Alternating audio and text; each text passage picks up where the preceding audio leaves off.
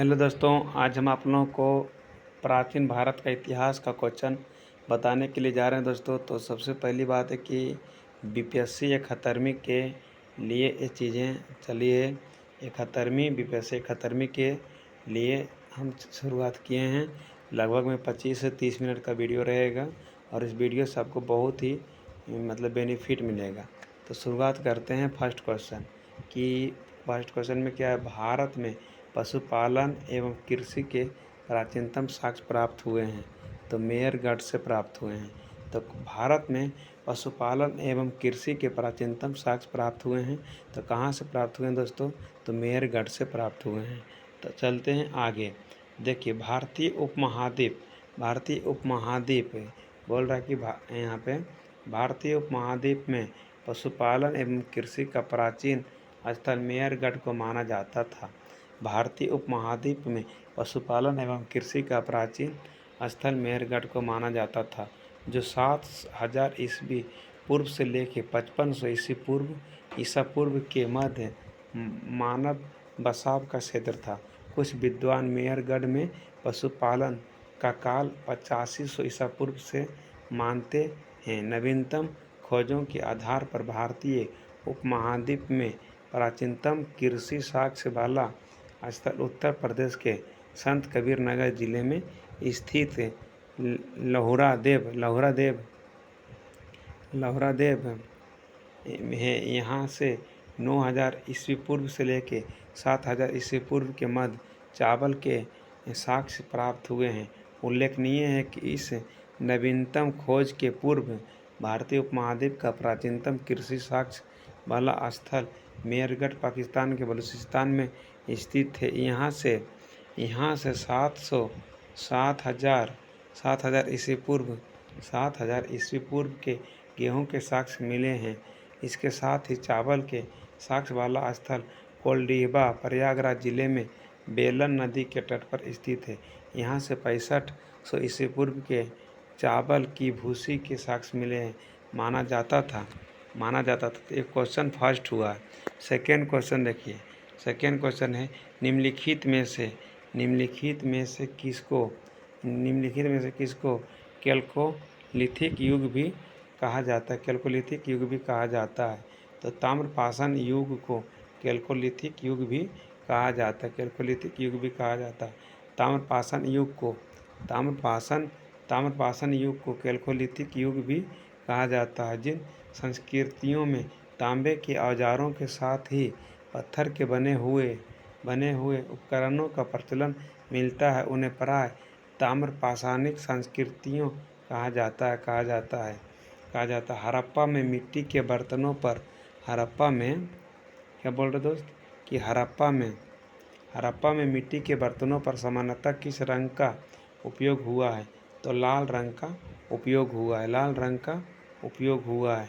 तो अब जो है दोस्तों, इसका क्वेश्चन इधर आ जाता है। अब देखिए, इस तरह से क्वेश्चन है। अब टाइम तो लगेगा दोस्त बड़ा बनने के लिए। अब यहाँ डिस्कशन इसका है। क्या बोल रहा है दोस्त कि हड़प्पा निवासी मिट्टी के बर्तनों का व्यापक पैमाने पर निर्माण करते थे। प्रारंभिक हड़प्पा सभ्यता में पैर से चालित चाक का प्रयोग किया जाता था। परिपक्व हड़प्पा के दौरान में हाथ से चलित चाकों का प्रयोग किया जाने लगा था। डिजाइन के आधार पर इन बर्तनों की दो श्रेणियां थी। एक तो बिना डिजाइन वाले बर्तन तथा दूसरे चित्रित मृदबांड। मृदबांडों को बनाने वाली मिट्टी में रेत का मिश्रण किया जाता था, जिनको पकाने पर यह हल्के भूरे लाल रंग का रूप ग्रहण कर लेती थी। इन मृदबांडों के ऊपरी हिस्सों में लाल रंग की पुताई कर दी जाती थी तथा निचले हिस्से में काले रंग से विभिन्न प्रकार की चित्रकारी की जाती थी। सिंधु सभ्यता निम्नलिखित में से किस युग में पड़ता है? तो आद्य ऐतिहासिक युग में पड़ता है। सिंधु सभ्यता निम्नलिखित में से किस युग में पड़ता है? तो आद्य ऐतिहासिक युग में पड़ता है। आगे, ऐतिहासिक काल का निर्धारण पठनीय लेखन कला के ज्ञान के आधार पर किया जाता है। लेखन कला के ज्ञान से पहले का कालखंड प्रागैतिहासिक कालखंड होता है। भारतीय इतिहास में 2300 बीसी पूर्व से लेकर 600 बीसी पूर्व का कालखंड आदि ऐतिहासिक माना गया है। सिंधु सभ्यता आदि ऐतिहासिक काल की सभ्यता है, क्योंकि यहाँ पर लेखन कला का ज्ञान है, परंतु अभी तक इसे पढ़ा नहीं जा सका। सिंधु घाटी सभ्यता की सबसे महत्वपूर्ण विशेषता क्या है? सिंधु घाटी सभ्यता के सबसे महत्वपूर्ण विशेषता क्या है? तो दोस्तों, इस तरह से भी क्वेश्चन रहता है, उपयुक्त में से कोई नहीं या उपयुक्त में से एक से अधिक। तो देखिए, सिंधु घाटी सभ्यता की प्रमुख विशेषता नगर नियोजन को माना जाता है। यहाँ नगर और कस्बे एक निश्चित योजना के अनुसार बसाए जाते थे। पक्की ईंट से बनी इमारतों में मोहनजोदड़ो का विशाल अन्नागार प्रमुख है। इनकी सतह पक्की ईंटों की है, जिसे जिप्सम द्वारा जोड़ा गया है। पक्की ईंटों से निर्मित इमारतें सुनियोजित वास्तुकला, उन्नत व्यापार एवं वाणिज्य इस सभ्यता की प्रमुख विशेषता थी। उसके बाद देखिए दोस्त, आगे क्या है? आगे क्या दोस्तों? तो इसका जो है न कि शहर को मिनी हड़प्पा के नाम से जाना जाता। तो लोथल शहर को मिनी हड़प्पा के नाम से जाना जाता है। लोथल प्राचीन हड़प्पा सिंधु सभ्यता के सबसे दक्षिणी शहरों में से एक है। इसे मिनी हड़प्पा के नाम से भी जाना जाता है। यह आधुनिक गुजरात राज्य में स्थित है। इसकी पहली खुदाई एस.आर. राव ने की थी। निम्नलिखित में से कौन सा एक हड़प्पा का बंदरगाह है? तो लोथल एक हड़प्पा का बंदरगाह। हड़प्पी नगर लोथल गुजरात के अहमदाबाद जिले में भोगबा नदी के किनारे स्थित है। यह एक हड़प्पी नगर लोथल गुजरात के अहमदाबाद जिले में भोगबा नदी के किनारे स्थित है। यह एक हड़प्पा कालीन बंदरगाह था, जहाँ से गोदीबारा के साक्ष्य प्राप्त हुए हैं। निम्नलिखित में से कौन सा हड़प्पाकालीन स्थल गुजरात में है? तो लोथल जो है न गुजरात में है। प्रथम मानव जीवाश्म भारत के किस नदी घाटी से प्राप्त हुए हैं? नर्मदा नदी घाटी से प्राप्त हुए। भारत में मानव का सर्वप्रथम साक्ष्य नर्मदा घाटी में अवस्थित हथनौरा, सीहोर, मध्य प्रदेश नामक पुरास्थल से प्राप्त हुआ है। इसकी खोज पुरातत्वविद अरुण सेकनी द्वारा 1982 में की गई है। निम्नलिखित में से कौन सा जानवर सिंधु घाटी सभ्यता के लोगों को नहीं पता था? तो घोड़ा नहीं पता था।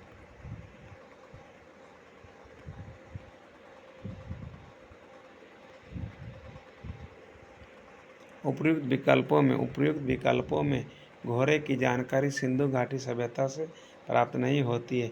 इस काल के ज्ञात पशुओं में बैल, भेड़, भैंस, बकरी, सुअर, हाथी, कुत्ता, बिल्ली, गधा एवं ऊँट प्रमुख थे। कई जगहों पर इसका जिक्र मिलता है कि चिरकोटदा में घोड़े के अवशेष प्राप्त हुए हैं, परंतु निश्चित रूप से कुछ नहीं भी कहना संभव नहीं है। R.S. शर्मा तथा डॉक्टर रोमिला थापर ने कहा कि चिरकोटदा से प्राप्त अवशेष घोड़े के हैं या नहीं, इसका निश्चित प्रमाण देना संभव नहीं है। इसलिए यह माना जा सकता है कि सिंधु घाटी सभ्यता के लोगों को घोड़े की जानकारी नहीं थी। उसके बाद देखिए, बुद्ध की प्राचीनतम प्रतिमा किस शैली में प्राप्त हुई है? तो उपयुक्त में से कोई नहीं तो उपयुक्त में से एक से अधिक। इस तरह का क्वेश्चन आता है, ठीक है। कुषाण काल में ही गांधार एवं मथुरा कला शैली के तहत बुद्ध एवं बोधिसत्वों की बहुसंख्यक मूर्तियों का बैठी एवं खड़ी स्थिति में निर्माण हुआ। B.S. अग्रवाल के मतानुसार सर्वप्रथम मथुरा में ही बुद्ध मूर्तियों का निर्माण किया गया, जहाँ इनके लिए पर्याप्त आधार था। ह्वेन-त्सांग के विवरण के अनुसार बुद्ध की प्रथम प्रतिमा कौशाम्बी में बनी थी। बनी थी, परंतु अनेक विद्वान महात्मा बुद्ध की प्रथम प्रतिमा के निर्माण का श्रेय गांधार कला को देते हैं। अतः निश्चित तौर पर यह नहीं कहा जा सकता कि बुद्ध की प्रथम प्रतिमा किस शैली में बनी थी। कला की गांधार शैली निम्न है। कला की गांधार शैली निम्न समय में फली फूली। ये में कुषाणों के समय में भारत में पहले साम्राज्य की स्थापना किस शासक के द्वारा किया गया था? चंद्रगुप्त मौर्य के द्वारा किया गया था। चंद्रगुप्त मौर्य की गणना भारत के महान शासकों में होती है। वह भारत का प्रथम ऐतिहासिक सम्राट था। वह ऐसा पहला सम्राट था जिसने बृहत्तर भाग पर अपना शासन स्थापित किया और इसका विस्तार ब्रिटिश भारतीय साम्राज्य से बढ़ा था। उसके साम्राज्य की सीमा ईरान से मिली थी। उसने ही भारत को सर्वप्रथम राजनीतिक रूप से एकबद्ध किया। दोस्तों आज यहीं तक, फिर मिलते हैं नेक्स्ट दिन में नेक्स्ट वीडियो के साथ।